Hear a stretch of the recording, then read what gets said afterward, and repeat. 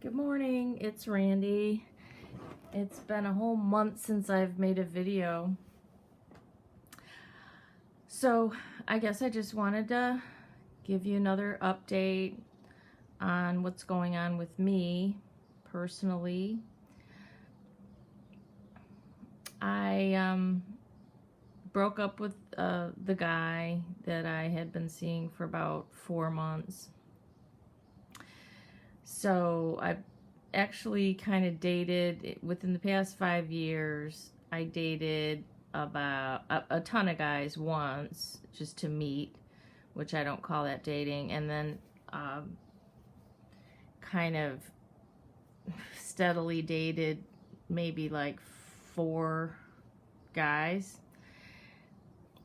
For me, what I find is the 3.5, 4 month mark is where I decide that no, this isn't working. So I think, that's not too bad. It's not that much of a waste of time. I think it takes, at least 3 months to get to know somebody to a point where you decide, no, it's time to dump them. And it has been pretty painless as far as the dumping them at the 3-4 month mark. I'm not, purposely trying to do this. Of course, I want a long-term relationship, but anyway, as far as dating goes, that's what I have found. And the other thing that I've found is that I don't have to be afraid of meeting or falling into the trap of another covert narcissist. Realistically, there just really aren't that many of them around. And the chances that you're going to find a covert narcissist that's actually available or unhitched to somebody currently, because they always need to be in a relationship, right? So if you're finding people that are single and have been single and they're truthful about it, they probably aren't a narcissist, because one of the hallmark qualities of a narcissist is that they can't be alone. Now, if you're going to date somebody who's married, or you find out later they have girlfriends and stuff, yes, that could be a narcissist. But my motto is that you can't really diagnose a covert narcissist until you live with them, because there are many people that cheat on their spouse or their girlfriend or boyfriend, and they're not narcissists. It's just how society is right now, unfortunately. I think it's less so for older people. So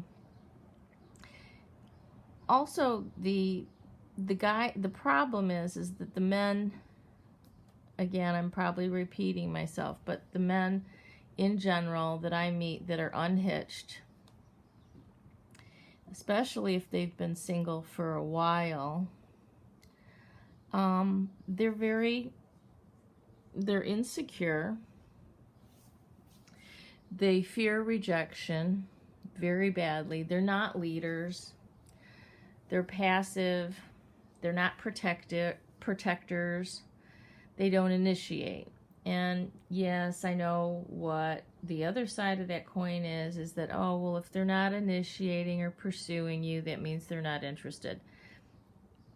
Yes and no. It may mean they're not interested. But what I've found is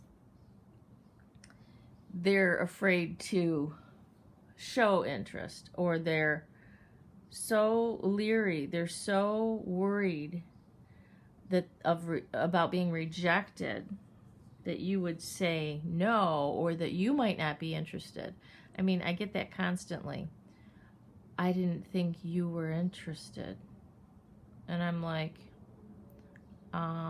thinking to myself, well, yeah, you're right. I'm not interested yet. I could be, but you haven't done anything to get me interested.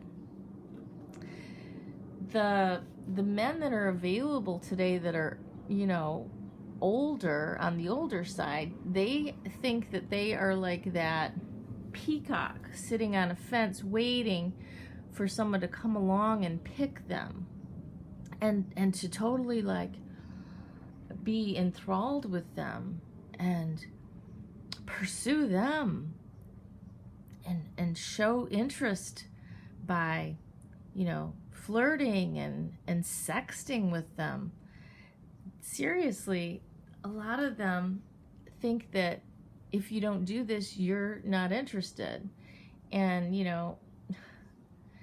how interested I am depends on what they do and say. It doesn't depend on just whether or not I like their picture on a dating site, or whether they took me out to dinner and paid, or whether they work out or not, or some whatever crap that's in their minds that they think I'd just be interested.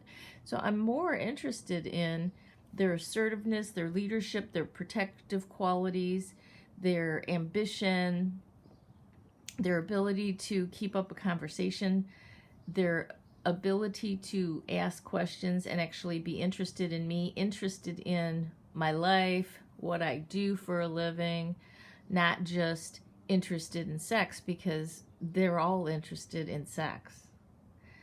But I find it very difficult to get past the sex part. So, yes, many of them show interest in sex immediately because they're willing to have sex with people that they don't know. And they think that's how you get to know each other, is by having sex. Of course, that's not happening with me. Sex is the last thing on my mind until it reaches a certain point where then I actually am interested in it. And it takes a while. There's so many hurdles to go through for a guy to go through before I am interested in having sex, that they always want to put the cart before the horse. I guess I'm not saying anything new, but I guess I also thought, or I had hoped, that men my age, in this late 40s and 50s, who have been around the block a few times, you would think that somehow they had learned that sex is not the only thing that, the only kind of benefit or the only reason for a partnership. There's a lot of other benefits. Companionship, for one, enjoyment of life, broadening horizons,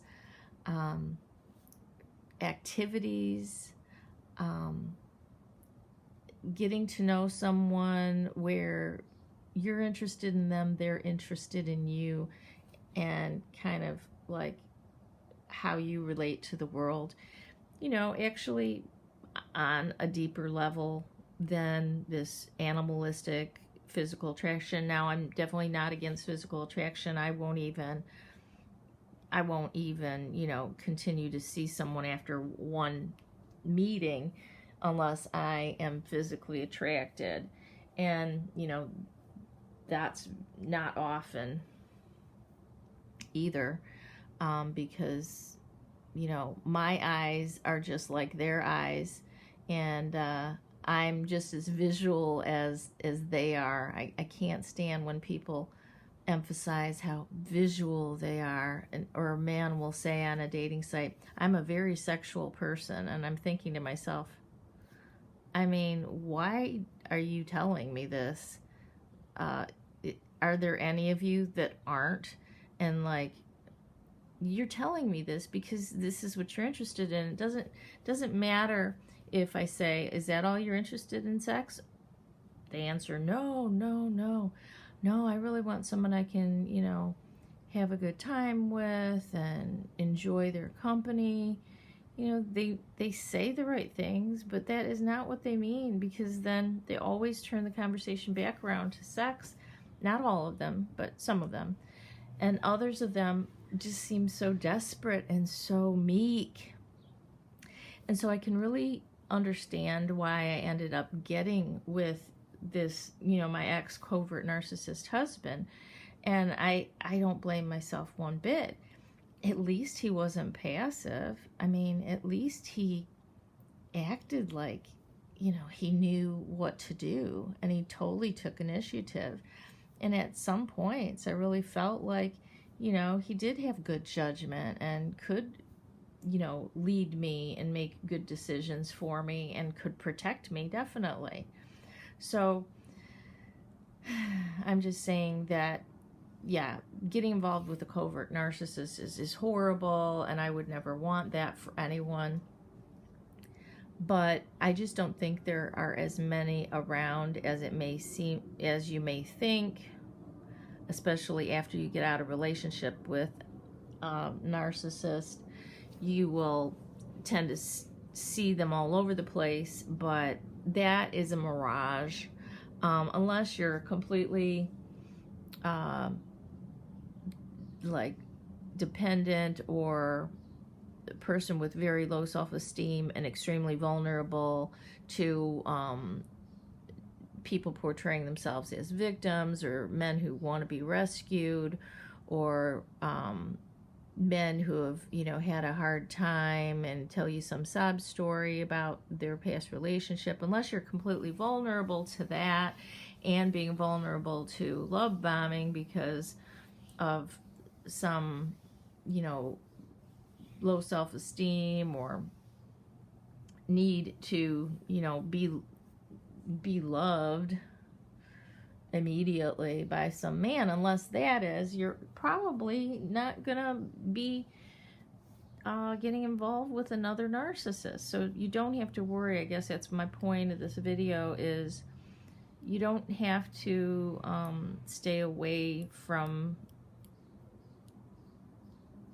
potential new relationships or trying to meet someone because you just don't want to get into another relationship with a narcissist. And more likely, if you just keep your head on straight and you're looking for, you know, the qualities that you want in a person, you're not going to have difficulty just picking all these guys off and weeding them out. But it's not because they're narcissists.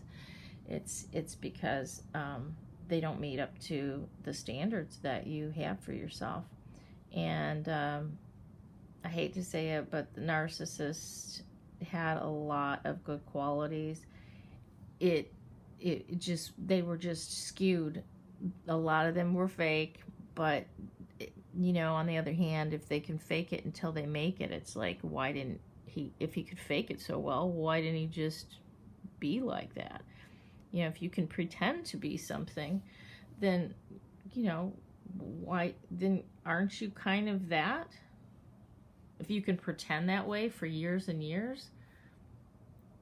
I mean, you can't pretend to be something that you don't have the potential and capability of actually being. But it's the weakness that the narcissist, and it's the total lack of concern for the other person that they pretend to have, that just isn't there. Anyway, we're getting toward the end of this video. Thanks a lot for listening. Look, I do have another channel, Magnolia Tree Tarot. If you're interested in tarot card readings at all, please hop over to my other channel and you can get a reading that's based on your zodiac sign. Check out the playlist for the July, and I'm July 2018 readings, and I'm starting the August 2018 readings right now. Thanks a lot for listening. Miss you guys. See you soon.